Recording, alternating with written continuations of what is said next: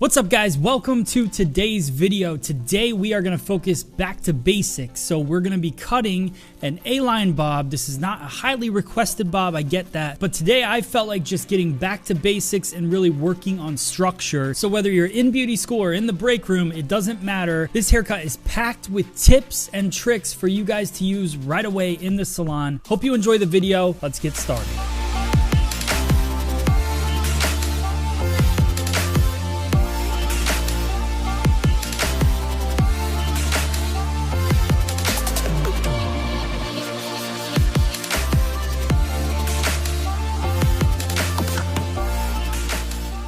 Welcome to the video, guys. Today what we're going to focus on is something that is a little bit more of an exercise for me. It's going to be a full haircut. It's going to be a graduation triangular shape, so it's going to go forward kind of like an A-line bob.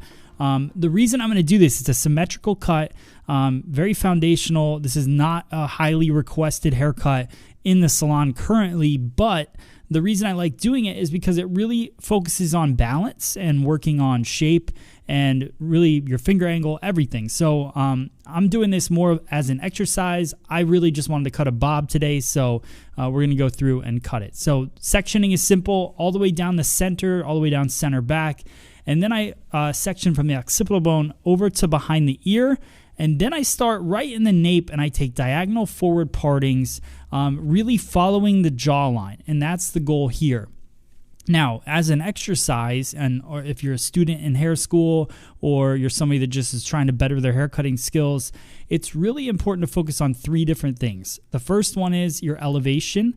Second one is your angle, finger angle. And then the third one is your partings. So focus on how are you parting the hair, and is your finger angle parallel to that parting, because that's what I'm going for in this cut. I want the flow of the weight to kind of move with the jawline, and that's going to make the end result of this cut really nice. So also I want you to notice that I don't worry so much about the hairline. I've talked about this in multiple videos, but people get so worried that their haircut right away isn't looking like that really hard, strong line that they see on the internet or in old haircutting books and all that.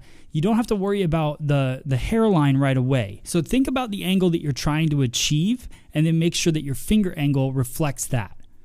So continuing through the right side. Now, this is the thing that changes. So my fingers were pointing up in the beginning of the left side. Now my fingers are pointing down. This is how I like to cut a graduation. This is how I learned it. It's more comfortable for me. Some people like to keep their fingers pointing up the whole time, or will scoop the hair more. I like pushing the new hair into the guideline. So I've seen it successful both ways, but for me, it works the best to really just focus in and comb the hair consistently every time. My finger angle is easy to keep, but the combing of the hair is what makes hair cutting so difficult. For me, what really separates a good hair cutter and a great hair cutter is how well they comb and section. So because the better you comb, the better you section the hair, the cleaner your work, the more consistent your work's going to be. So now you notice that I've moved about 2 inches up on the head. I'm not going too extreme. I like to go whatever is about half my finger, but I'm also looking at the head shape. So you notice that I put the comb on the head and I work and I figure out how that head shape is moving, because that's really going to play a big role or key role in how my graduation looks and feels. So notice that 90 degrees is now shifting up. If you look at 90 degrees out from the head, all the way around the head, you're going to notice that the nape, it's more down. And then obviously as you work up past the occipital bone, 90 degrees is more out. And then when you get to the top of the head, obviously 90 degrees is pretty much straight up. So understand that 90 degrees is going to give you a seamless layer. Anything from that and above, you won't see a weight line, right? So anything below 90 degrees, you will get a weight line. So as I'm going through and cutting this graduation, I obviously want a weight line, but I don't want that weight line to be too heavy. So that's what's really going to separate your haircuts from everybody else's. When you learn in beauty school, 45 degrees is a bob. that's not necessarily the truth. I mean, it is a bob, it's a graduation, but it's not necessarily exactly the angle that you want to take, because somebody that has a high density of hair, a lot of hair, they're going to have a super thick bob if you cut it at 45 degrees, that maybe where the weight's not sitting the most flattering on their head shape. And then somebody with really fine hair, it might not kind of build up the shape that you're looking for. So you really got to understand the density, you got to understand the head shape, and then how your finger is angled. So again, I switch, now I'm pointing down, but you could see that buildup of weight. So where I want you to really focus in right now is how my finger angle is kind of curving into the jawline, and then you see exactly where that weight starts to sit. So where the tip of my finger is where that buildup of graduation starts, and then it gets heavier and heavier as it gets to the inside of my finger because of the head shape, right? So as the head shape is curving up, my angle is getting more extreme. It's getting lower. It's a lower elevation, so you end up with a heavier shape. So now I move up the head shape again. The reason I take this section by section is I really want to hone in on where that 90-degree point is. So obviously as I move up the head shape, the 90-degree point shifts. So I look at where the top part of that section is and where the tip of my finger is, how I'm holding that section, what degree is that at? I'm not like trying to be that specific, but the ones that I understand are 90 degrees, 45 degrees, and 0 degrees, because those are easy to find based on the head shape. So find your 90-degree point. Understand that everything above that is going to be layering and everything below that is going to be graduation. It's just really goes into how much graduation do you want, how much layering do you want. Now, the one thing I haven't really talked about in this cut yet is that I'm bringing everything straight back. So it's going back to the previous, and then that's pushing the weight forward. So I'm kind of like, the way I look at a traveling guide is that you're grabbing onto the weight and you're traveling across the head, and then you're going to drop it off at some point, right? Because no matter what, wherever you cut hair, at some point it's going to drop off weight. So a traveling guide keeps the weight even, but it's almost like you're carrying it with you, and then you pass it off. So when we go to really throw it to the front, then we'll start over directing everything back at a stationary point, which will push that weight forward. So just understand that I'm moving across the head, keeping everything straight back to the previous section because I want a nice balanced shape in the back. And then when I want it to go triangular, that's when I'm going to go into a stationary guide, which will happen in the next section.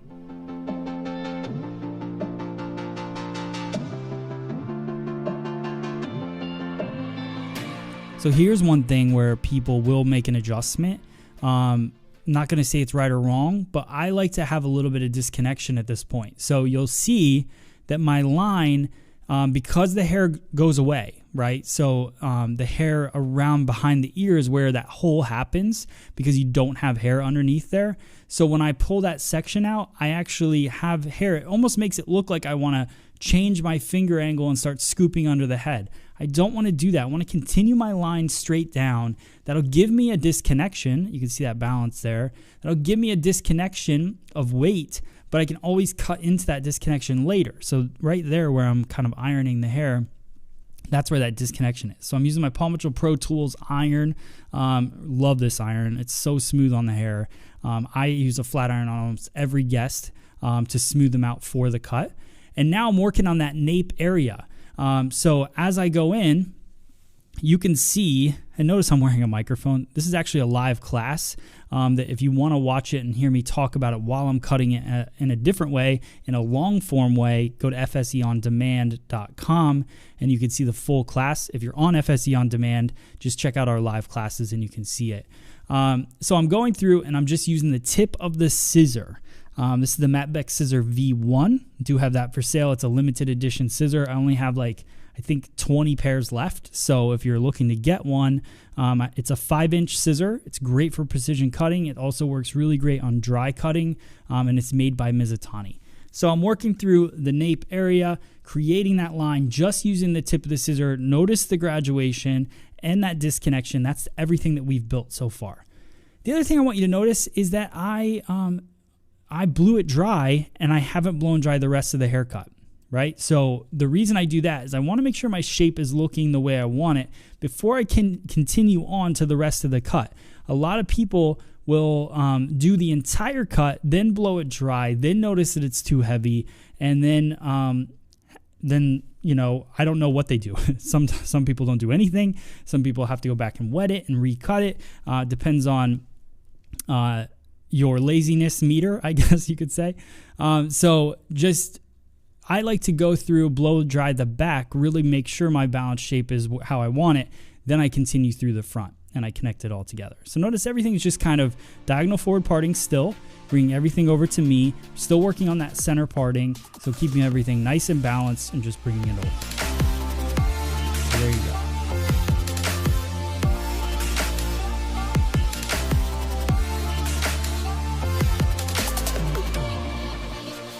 So notice I am wetting it down still. There's, you know, you don't want to cut wet hair onto dry hair. You could, but just to make sure that you have that same tension, same elasticity in the hair, you wet it down just a little bit. So diagonal forward, mimicking what I want my finger angle to be, kind of how I'm working with that jawline. So that's how I know I'm going to get a balanced shape.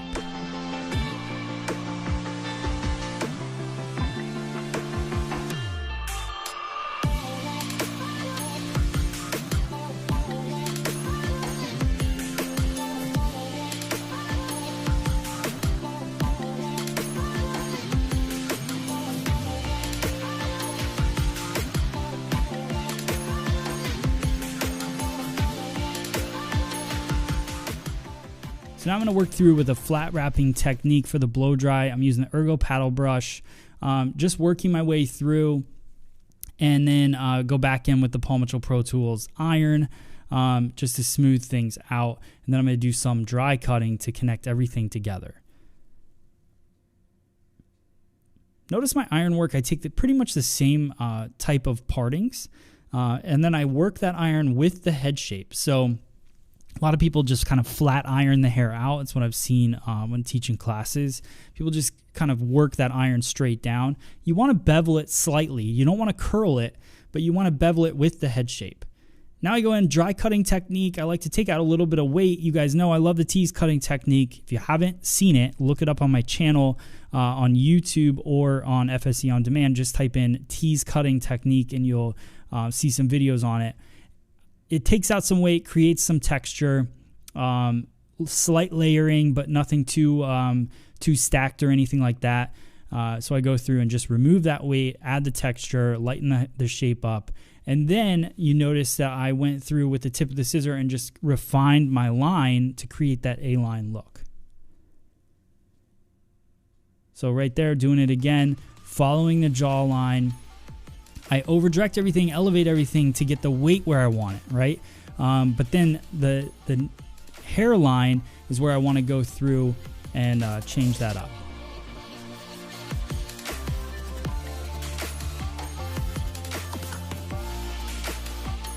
So there we go, finishing up the haircut. You can see, nice shape.